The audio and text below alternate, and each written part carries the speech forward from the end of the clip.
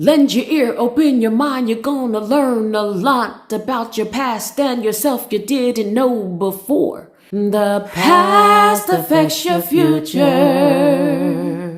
Family, here is a stop sign written in the Iroquois language of Cherokee, which denotes that was one of the major languages, that was spoken, that, everyone was able to speak amongst themselves.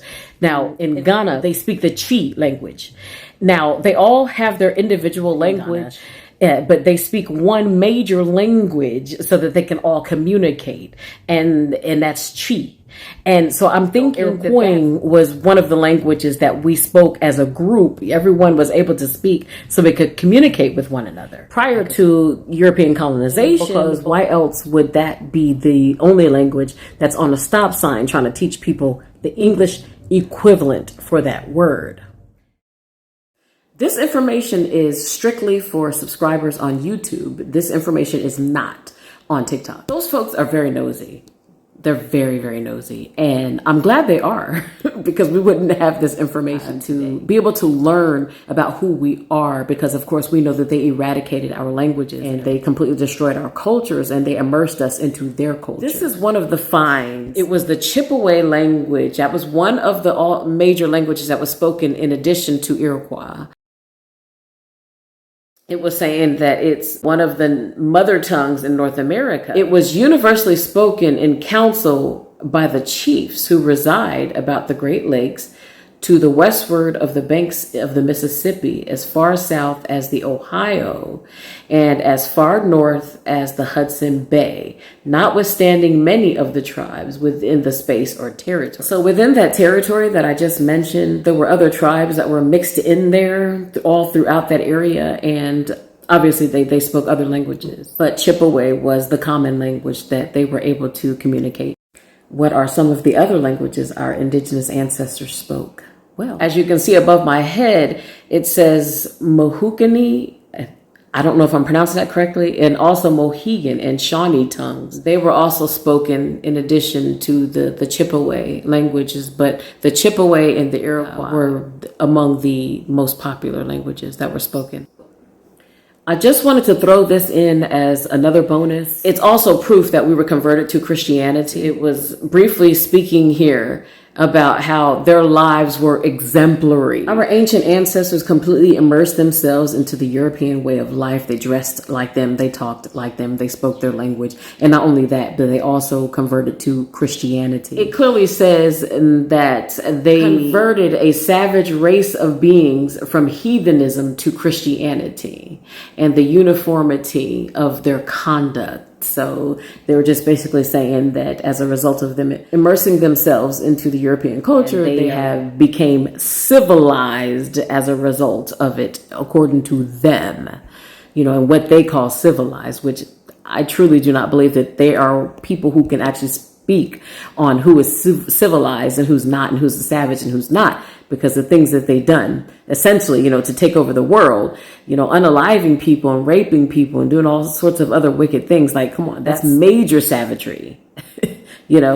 Anyway, this is proof that we spoke other languages before English was the dominant language. And say it isn't so, because one of these people from Siberia, Mongolia, whichever one it is, from the Narragansett Indian tribe, Native American tribe, is proposing that they have signs written in two different languages for those people in their tribe to understand what the road signs are saying so they can drive. Now, this is something that was just recently proposed, as you can see here, July 16, 2024. This just happened recently. Somebody please tell me why they would need signs like this in this day and age if these people have been here in the Americas the entire time. Well, let's face it, fam.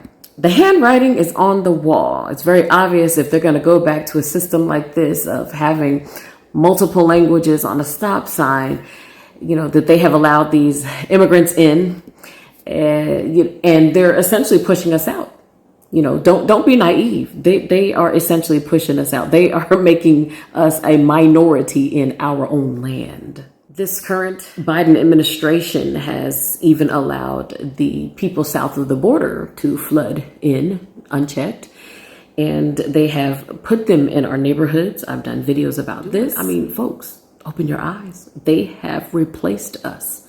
They have brought them in to replace us. You know that these $5 Indians are federally recognized by them. Those are their people that they installed, to be the indigenous people here. So, they're pushing us out.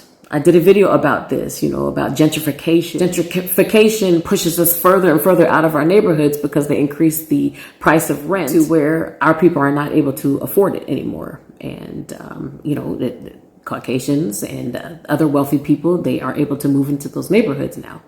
Sadly, our Pan-African brothers and sisters seem to think that we are hating on them, but they don't see the bigger picture like we do. Essentially, Pan-Africanism pushes us out of our land completely by telling us that we are actually from somewhere else altogether. This is just, to me, all a part of the Indian Removal Act and everything. They have steadily been pushing us off this land. And again, it's no different than what they have done over there in Palestine. Now, I already understand that it was people who look like us who actually occupied that land. Of course, we occupied all the land all over the earth, okay? And then Arabs came and they took over. However, a lot of people who are indigenous there that look like us, they were actually still there in Israel.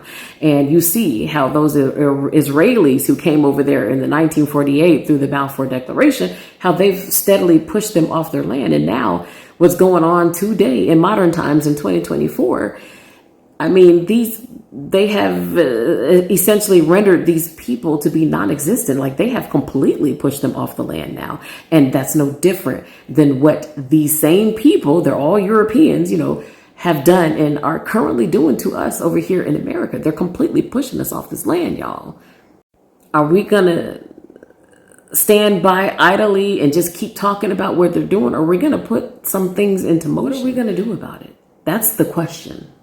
Not only that, fam, just think about the paper genocide, how they completely changed our identity numerous times on paper, and then they completely killed our identity completely.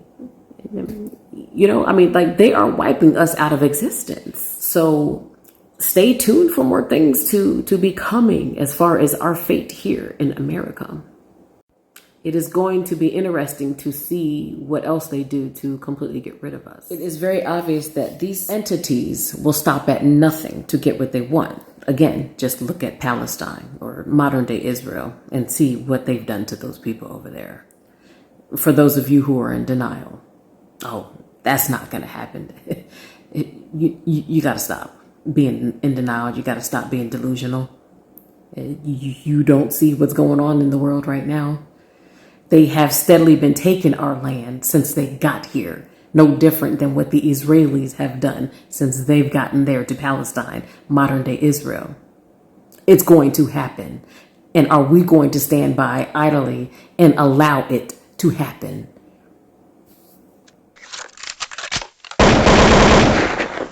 Destroying Pan-Africanism, one video at a time. Keep it locked in right here with Brutally Honest History Lover, because in the next chapter, we are going to explore how they indoctrinated us, how we lost our languages, because this is one of the questions that people are asking. Oh, well, if you people are indigenous, then why don't you speak your native languages? And why don't you know anything about your heritage and culture? We're going to discuss all of that in the next chapter. So stay tuned and keep it locked right here. And I will see you in the next chapter.